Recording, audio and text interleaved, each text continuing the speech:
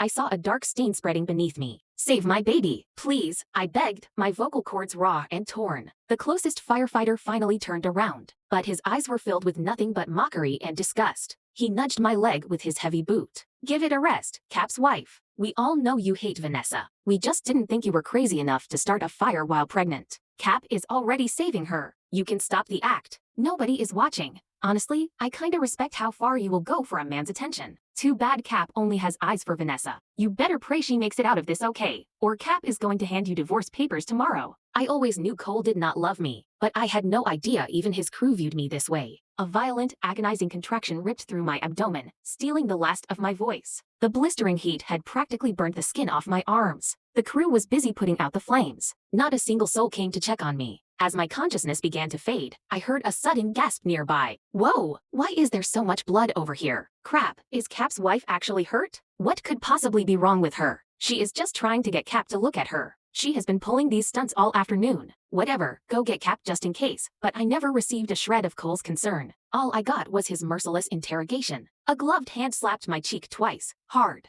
Rachel, wake up. Stop faking it. I am here. Are you completely out of your mind? You start a fire and end up burning yourself. Shooting yourself in the foot. Was it worth it? Even now, he genuinely believed I started the fire. He thought I was throwing a jealous, hysterical fit. I wanted to explain. I wanted to scream, but my throat was bone dry. My stomach felt like it was being ripped apart from the inside. All I could do was reach out a trembling, injured hand and grip his heavy turnout coat, praying he would finally realize I was in danger. He hesitated for a split second. Then, he pressed his hand down heavily onto my cramping abdomen. You put on a good show. If Vanessa hadn't already told me you set the fire and hid yourself on purpose, I almost would have believed you. Dropping those words like ice, he turned his back and walked away without a second glance. A heartbeat later, a terrified shout erupted from one of the rookies. Captain, she is losing so much blood. Is she losing the baby? Cole's voice drifted back, cold and hollow. Ignore her. Vanessa already told me. It is fake. She is 5 months along. She is not going to lose the baby that easily. Let her act. A final, blinding wave of agony washed over me. Everything went pitch black. In my feverish dreams, I was pulled back to the days when Cole and I first met. It was a college seminar. He sat there with an ice-cold expression, but his flawless technical skills and sharp mind captured the hearts of half the girls in the room. I was no exception.